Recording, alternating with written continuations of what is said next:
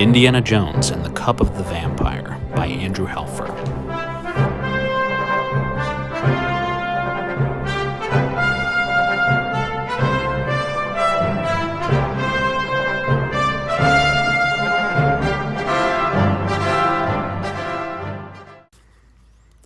Washington, D.C., 1935. Dracula!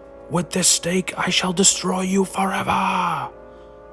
Your heart skips a beat when Dr. Van Helsing drives a wooden stake into the heart of Dracula, king of the undead. You shudder as the vampire shrieks in horror and his body begins to shrivel up. Soon all that is left in the coffin is a pile of dust. Then the theater lights go up. "Wow," you say to the man next to you. "That was some movie." But Indiana Jones does not respond. He is looking at his pocket watch and rubbing his chin nervously. "Where could Mihail be?" Indy says. "He's never late." You met Indy just a few weeks ago during your summer job at the National Museum, but you can see that he is worried about his friend Mihail Tepes, the famous European archaeologist. Suddenly, the doors at the back of the theater swing open and a tall, thin man stumbles down the aisle toward you and Indy.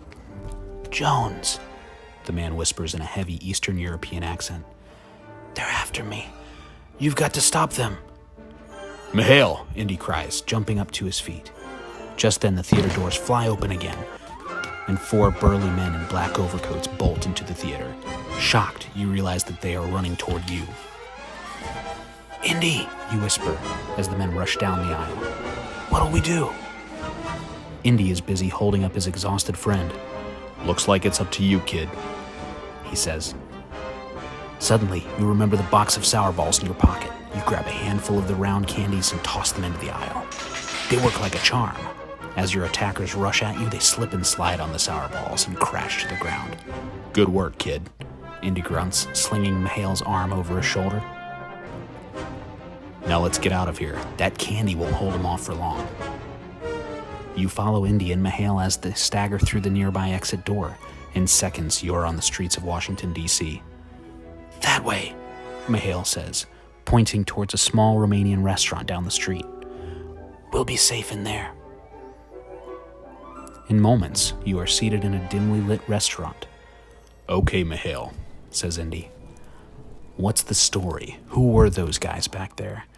And why do you set up this meeting in the first place?" "It is a long story," says Mihail. "It concerns my ancestors in Romania and the Cup of Jemshid." "The cup," Indy whispers.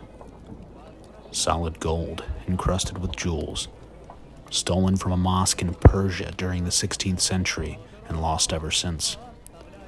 I remember a legend about it. The one that says that when filled with human blood, it will give whoever drinks from it eternal life." Mihail finishes.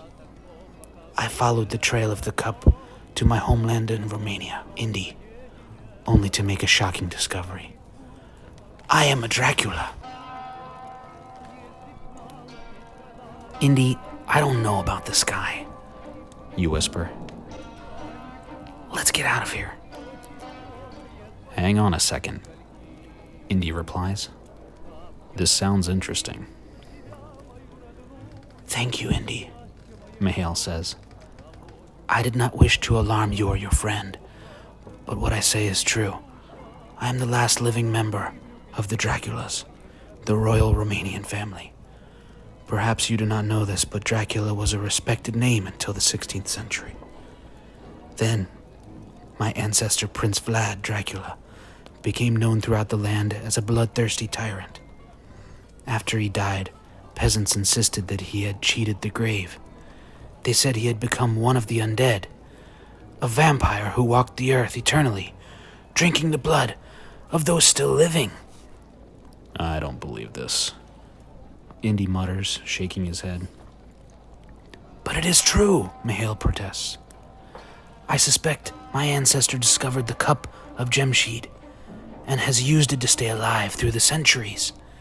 Even now, I fear that he feeds on the blood of innocent Romanians, and I—" Mihail suddenly falls silent and stares off into the distance. You turn to see that the four men from the movie theater have just entered the restaurant.